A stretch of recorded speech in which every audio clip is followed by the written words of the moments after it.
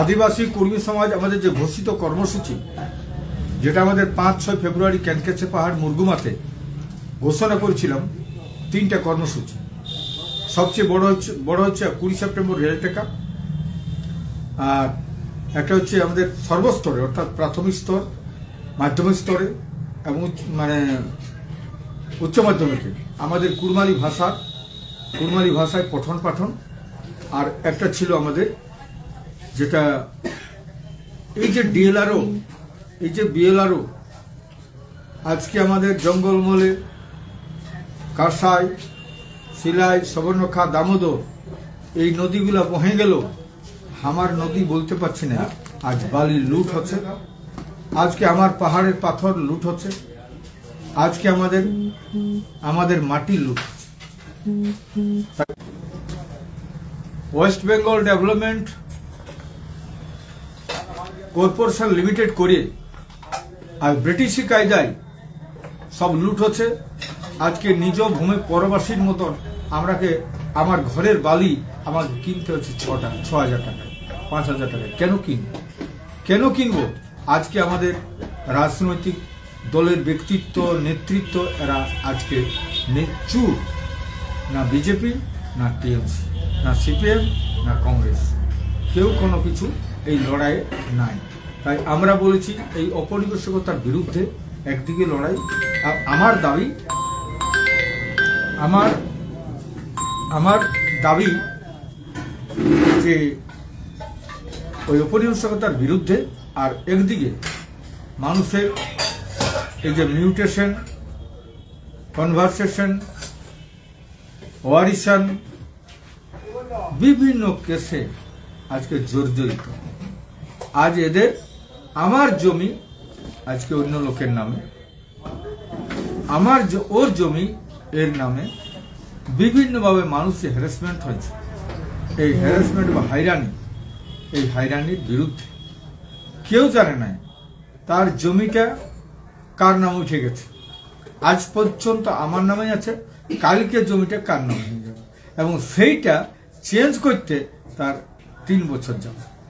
কত উদাহরণ আছে। ও বিক্রি করে নাই, কিছুই নাই, বাপের জমি 2 ভাগ হবে বা জবাই থাকবে, তো ভাইয়ের ভাগ হবে, সেটা হয় না। এই যে বিভিন্নভাবে হ্যারাসমেন্ট,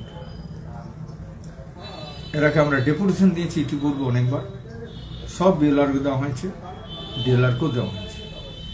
তাই আমরা এই দাবির প্রতি সমস্ত স্তরের মানুষকে, সমস্ত সম্প্রদায়ের মানুষকে, জাতি, ধর্ম, দল নির্বিশেষে আদিবাসী কর্মী সমাজ চাইছে সবাইকে আসুন এবং এর প্রতিবাদে গর্জে উঠুন।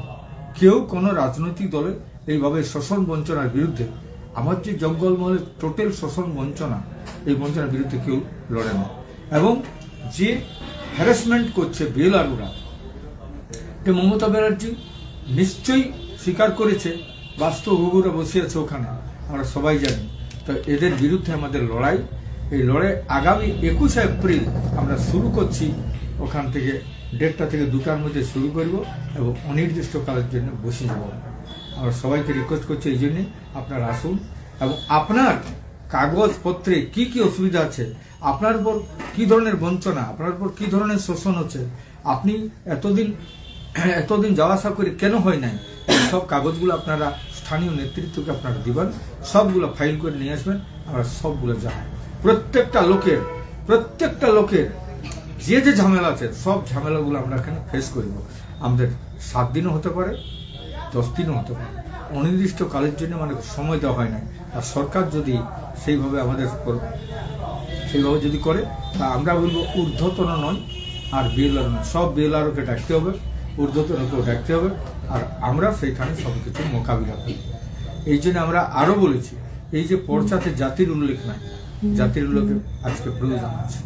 আজকে এই পুরুলিয়া জেলাতে ছিল চন্নাপুর টেনেন্সি অফ অ্যাক্ট, যেটা আমাদের জমি সংক্রান্ত ব্যাপারে আমাদের বিশেষ সুযোগ সুবিধা ছিল, সেটা আজকে আমরা হারায় ফেলেছি। সরকার আজকে আমাদের দেয় না। এইগুলো আছে। 1793 সালে হয়েছিল পার্মানেন্ট সেটেলমেন্ট, সেই অনুযায়ী কুর্মীদের জমি বিক্রি হওয়ার কোথাও ছিল না, তখন থেকে আজ কিন্তু আমাদের ব্যাহত হচ্ছে। তো আমাদের শুধু নয়, বহুত লোকের গরিব দুঃখী যে মাথা গুঁজে দাঁড়াবার জায়গাটুকু, পায়ে দাঁড়াবার জায়গাটুকু, সেটুকু ব্যাহত হবে কেন? তাই আমরা সবাইকে বলছি, আপনার যার যে ঝামেলা আছে সবাই আপনার আসুন, সবাই আসুন, এবং ভাই ভাইয়াতকে বলুন, এবং প্রত্যেকটা জাতি সমুদায়কে বলছি, সবাইকে বলুন আপনারা যার যে কাগজের অসুবিধা আছে আপনারা নিয়ে আসবেন। আমরা কিন্তু প্রত্যেকটা লোকের জন্যই আমরা ব্যবস্থা করার জন্য তৈরি থাকব।